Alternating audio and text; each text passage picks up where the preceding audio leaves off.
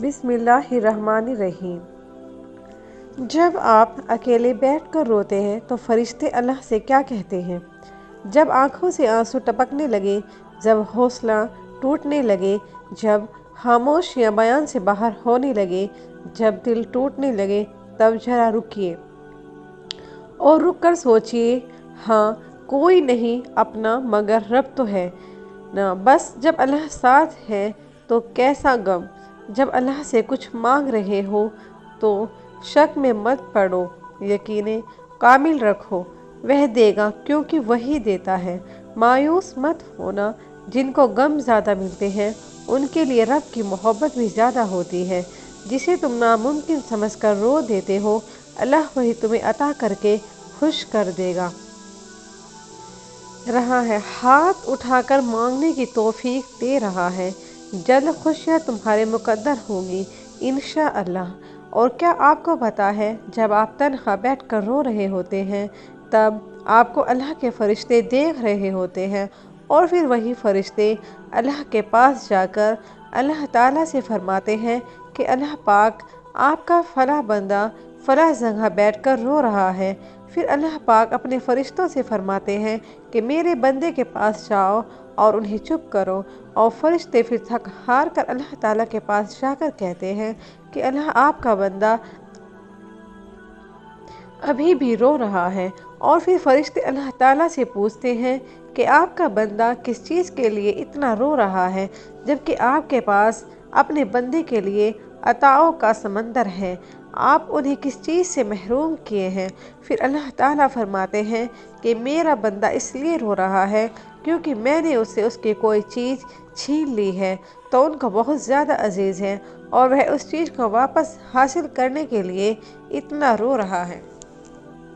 پھر اللہ پاک اپنے فرشتوں سے فرماتے ہیں کہ میری ذات کی قسم، اگر میرا بندہ اس پر میری رضا کے خاطر صبر کر لیا تو میں اسے ایسی چیز سے نواز دوں گا جس پر پوری کائنات رشک کرے گی، اور پھر جو چیز اس سے چھین لی گئی ہے وہ اس چیز کو بھول جائے گا۔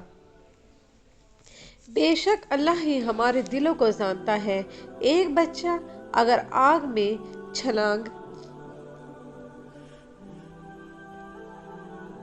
لگانا چاہے تو کیا اس کی ماں اس آگ میں چھلانگ لگانے دے گی؟ بالکل نہیں دے گی، کیونکہ اسے بچے کو خطرہ ہے جو کہ وہ نہیں جانتا، مگر اس کی ماں بخوبی جانتی ہے۔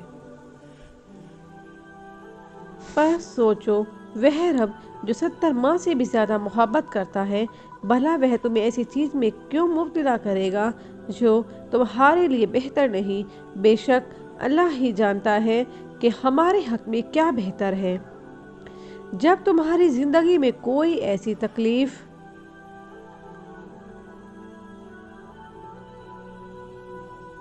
یا پریشانی آ جائے جو تمہارے کنٹرول سے باہر ہو تو ہمیشہ یاد رکھنا اس بات کو کہ آندھی کے پیچھے بھی اللہ کی رحمت کی بارش چھپی ہوتی ہے۔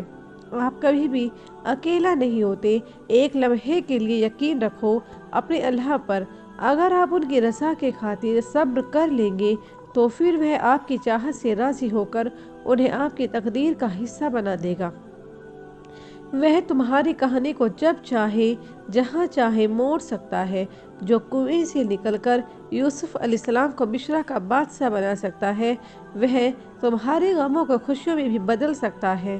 اللہ تعالیٰ فرماتا ہے کہ دعائیں پہاڑوں کو بھی ان کی جگہ سے تبدیل کر سکتی ہیں، دعا نصیب بدل سکتی ہیں، جو چھین لیا ہو وہ واپس لوٹا سکتی ہے، جس کے ہونے کا گمان بھی نہ ہو وہ دعا کر سکتی ہے، دعا ہر گمان کو حقیقت میں تبدیل کر سکتی ہے، دعا مومن کا ہتھیار ہے۔ قرآن ہمیں جگہ جگہ تسلی دے رہا ہے، نا امید مت ہو، کمزور نہ پڑو، یقین رکھو تمہارا رب تمہارے ساتھ ہی ہے، تو بس بہت جلد ہی سب ٹھیک ہو جائے گا۔ وہ دن قریب ہے جب تم اپنی ہر دعا حقیقت بنتے دیکھو گے انشاءاللہ۔ لوگ تمہیں توڑیں گے، بس تم ہمت نہ ہار، نہ مایوس نہ ہونا، بس تم خود کو رب سے جوڑ لینا، باقی لوگوں کو وہ دیکھ لے گا۔ رب اس انسان کو گرنے نہیں دیتا جسے ہر حال میں الحمدللہ کہنے کی عادت ہو۔ دعا کے لیے ہاتھ اٹھانا اور تمہارا مانگنا اللہ کی توفیق کے بنا ممکن نہیں ہے، تو جس نے مانگنے کی ہمت دی ہے وہ قبول بھی کرے گا۔ انشاءاللہ بس آپ صبر شکر کے ساتھ ہمت نہ ہارنا۔ اسی لیے دوستو، آپ ہمیشہ دعا کرتے رہو، اللہ پاک سے دعا کریں کہ اللہ پاک ہم سب کو ان باتوں پر سننے سے زیادہ عمل کرنے کی توفیق عطا فرمائے، آمین۔